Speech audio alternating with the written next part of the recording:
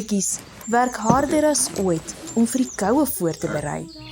Die plaasmiertjies werk in die tuine en kweek sampioene. Die leiermuur hou boek van alles. Hy moet seker maak hulle het genoeg voorraad. Die saaimure oes die laaste bietjie koring en graan en berg dit in hul stoorkamer. Die bouermure dra bolletjies klei, een vir een aan. Hulle bou die muurshope nog groter en sterker, voor die koue winter kom.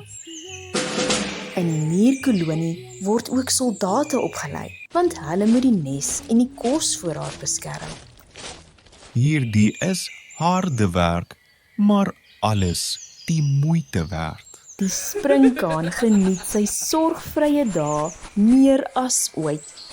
Hy speel met vleers in die wind en geniet homself gate uit. Hy hou piknik saam met 'n maat. Kyk net hoe lekker is die lewe vir jou en my. Daar is geen rede om jou dood te werk nie. Andersins ontspan hy en beoefen sy gunsteling stokperdjie, soos om te skilder. Hy verf graag verskeie natuurtonele.